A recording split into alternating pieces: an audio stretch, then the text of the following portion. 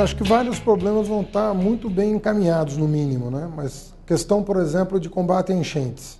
São Paulo vem melhorando e tem tudo para resolver esse problema nos próximos anos. A questão do transporte público, acho que vai estar muito melhor do que hoje. As providências já estão sendo tomadas, a população acordou para a necessidade de investir em transporte público, a prefeitura está fazendo mais do que nunca e eu acho que também é uma outra questão que vai estar muito bem endereçada. E saúde e educação, que são desafios permanentes, né? Daqui a 40 anos nós vamos olhar para trás, vamos ver que nós melhoramos muito, mas vamos ver que tem muita coisa ainda para ser feita. A qualidade dos serviços, as escolas, saúde, parques públicos, eu acredito que será o grande problema, porque isso se transforma, não é? As demandas se transformam, as vontades, elas mudam de geração para geração, então as necessidades. Então eu acredito que daqui a 40 anos, parte importante da nossa demanda na infraestrutura estará solucionada e na qualidade dos serviços, principalmente no campo social, da educação, da saúde, do esporte, da assistência social, nós ainda teremos problemas que não foram solucionados.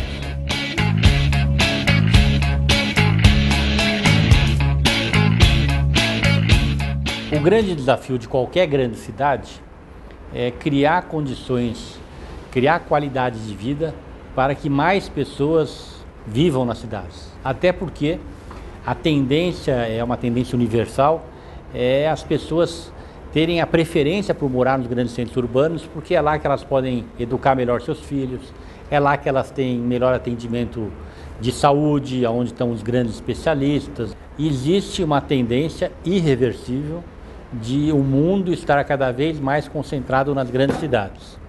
Se essa tendência existe, é evidente que as cidades têm que se preparar para atender essas pessoas, principalmente na questão dos serviços públicos. E nós vamos ter esse problema sendo um problema mais importante, porque no que diz respeito à infraestrutura das cidades, eu acredito que em 40, 50 anos, nós vamos ter grande parte das demandas respondidas. São Paulo era para ter hoje 400, 500 quilômetros de metrô. Qualquer grande cidade no mundo que tenha as características de São Paulo tem hoje algo similar ou compatível com a sua população.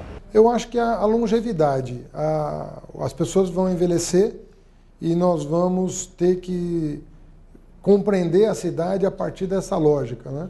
Como é que nós vamos lidar com esse fenômeno? Isso vai mudar as estruturas da cidade, vai mudar a maneira de construir prédio, vai mudar a maneira de construir equipamentos públicos, as demandas sociais vão se alterar completamente. Então hoje o Brasil é muito jovem ainda, a juventude hoje é protagonista, né, das principais reivindicações, mas a terceira idade está chegando forte e vai mudar um pouco a pauta política nos próximos anos.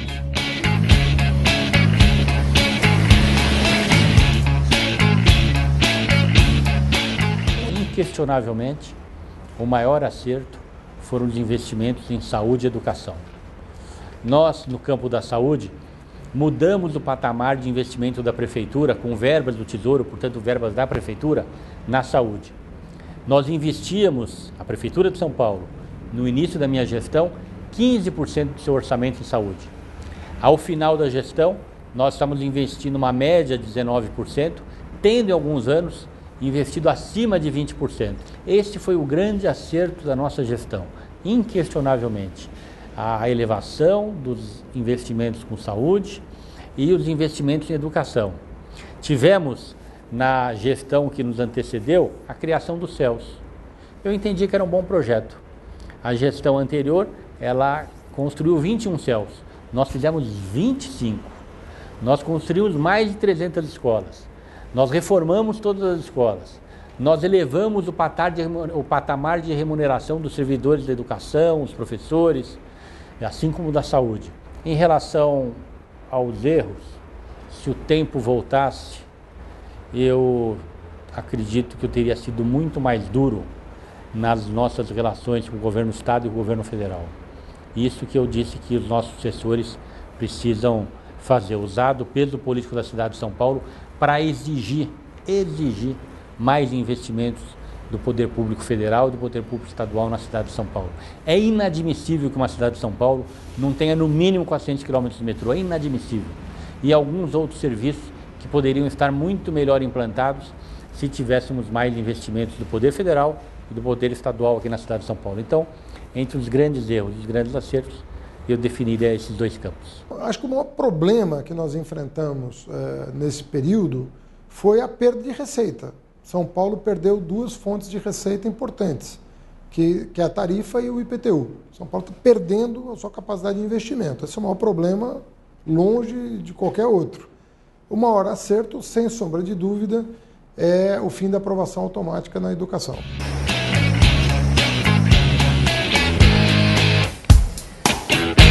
Eu estou investindo muito tempo e energia na questão do plano diretor. Uma cidade precisa ter um desenho. Uma cidade sem desenho não é propriamente uma cidade. A pessoa precisa enxergar São Paulo, né? E enxergar São Paulo do ponto de vista urbanístico. Quando a gente lançou a ideia do Arco do Futuro, e estamos trabalhando o Arco Tietê, sobretudo agora, é para dar a ideia de que São Paulo tem um desenho urbano que faz sentido. E investir nesse desenho. Não adianta cada prefeito querer lançar o seu. Nós estamos revendo agora o plano diretor, que eu espero que tenha influência para as próximas gerações. Esse plano diretor tem a chance de ter a sua estrutura básica em vigor por 20 ou 30 anos. São Paulo precisa usar o seu peso político para fazer com que os governos estaduais e o governo federal, os governos federais que irão acontecer daqui para frente, invistam mais no campo da mobilidade urbana. Na grande maioria dos países, no mundo inteiro, nós temos a questão da mobilidade bancada pelo poder público federal. E não pode ser diferente em São Paulo. A prefeitura não tem capacidade financeira para suportar esses investimentos. E o Estado precisa investir mais. Tem investido bastante, mas não deu conta do recado. Tanto é que hoje nós temos apenas 70 quilômetros de metrô para uma cidade de 11 milhões de habitantes. É muito pouco.